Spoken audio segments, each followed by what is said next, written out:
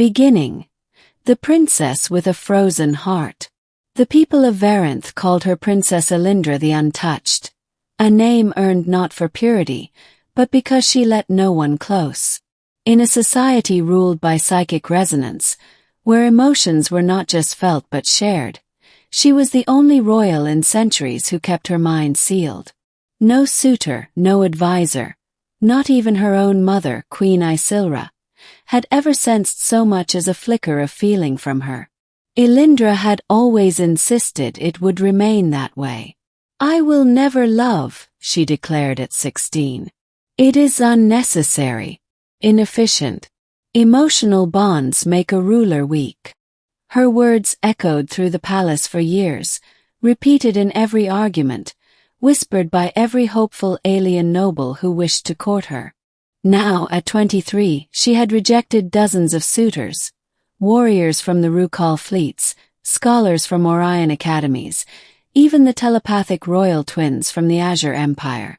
Some she dismissed with boredom, others with irritation, and a select few with open disgust. None ever stirred her. None even came close. So when a mysterious outsider arrived, an off-worlder, a rarity on Varanth, the entire palace expected Elindra to treat him no differently. After all, he was only human. Weak. Emotionally chaotic. Unrefined. Her people saw humans as primitive, ruled by instinct rather than insight. Yet this human, summoned by the queen herself as a gesture of alliance, walked through the palace gates with a calmness that immediately offended most nobles. And it fascinated Elindra. His name was Aaron Hale, an explorer from the Human Interstellar Coalition. A tall man with dark hair, steady eyes, and a posture that spoke neither arrogance nor fear. He seemed quiet, unbothered by the whispers around him, unreactive to the glares. When the queen introduced him to her daughter, Elindra noticed something strange. He did not bow. He simply looked her in the eyes, an act nearly unheard of in her culture, and smiled. "It's an honor to meet you, princess," he said gently. Elindra felt nothing, of course. She always felt nothing. But her mind registered something unusual. He was not intimidated. Not even a little. That alone made her speak. "You stand unusually straight for someone in the presence of a royal," she said coldly. He shrugged. "I've stood in front of creatures twice my size trying to kill me. Compared to that, royalty is easy." Around them, tensions rose instantly. Guards pressed closer. Advisors exchanged alarmed glances. But the queen raised a hand, silencing them. Elindra simply stared at him. Not angry, not amused, just curious. "You are either brave or foolish," she said. "Both," Aaron replied. "Depending on the day." And for the first time in years, the corner of Elindra's mouth lifted, just slightly. A ghost of a smile. Shocked everyone, including herself. Middle. When the human reached beyond her walls. Aaron was given guest quarters, but the queen insisted he remain near the princess during diplomatic discussions. Elindra objected at first.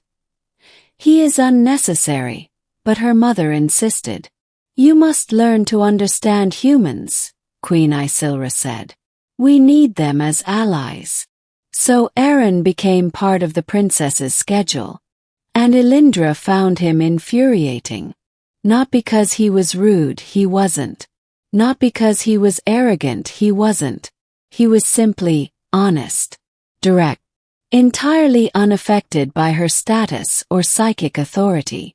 When she glared, he didn't cower. When she dismissed him, he remained calm. When she tested him with harsh questions, he answered without fear. In the first week, her curiosity grew. By the second, she found herself looking forward to their debates. By the third, she began dropping her shield slightly, not enough for psychic resonance, just enough to sense him faintly. And what she sensed confused her. Humans were supposed to feel emotions like storms, chaotic and overwhelming. But Aaron felt like a river, steady, flowing, clear. One evening, as they walked through the crystalline gardens, he paused beside a tree with glowing violet leaves. "You never let anyone get close to you," he said quietly. Elindra stiffened. "And you assume this because—" "I've seen how others react to you," he replied. "They're terrified. Not of anger, of rejection." "They have reason," she said. "But you aren't cold," Aaron murmured. "You're guarded." Her heart stuttered. Not because of his words, but because he had sensed the truth without telepathy. "How would you know?" she whispered. He glanced at her softly. "Because I spent most of my life the same way. Walls up. No one allowed in. But someone once taught me that walls don't protect you. They isolate you." Elindra turned away sharply, overwhelmed by a sensation she couldn't identify. Irritation. Fear. No, something deeper. Something her entire species feared. Unshielded emotion. "You know nothing of me," she said. "Then tell me," he replied simply. "I'll listen." No one had ever asked that before. Not genuinely. Not without an agenda. She did not speak that night. But she remembered his words.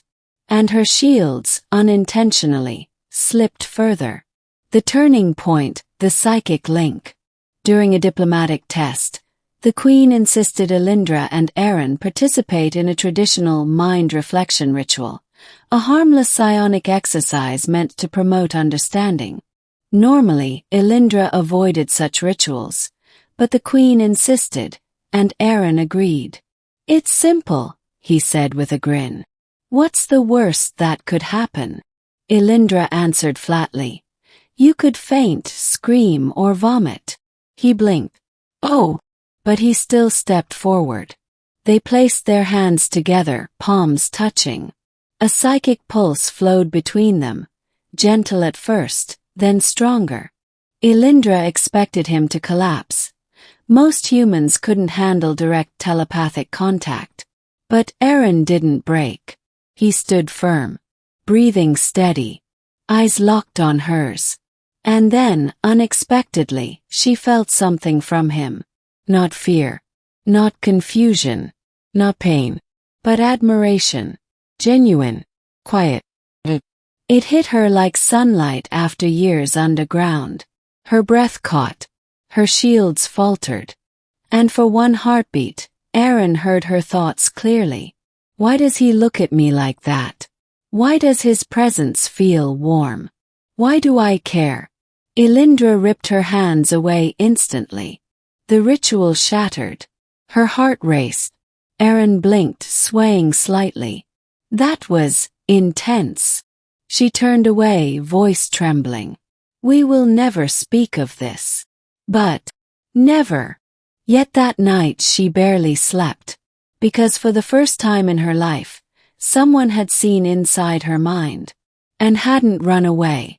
Jealous rivals and hidden fears.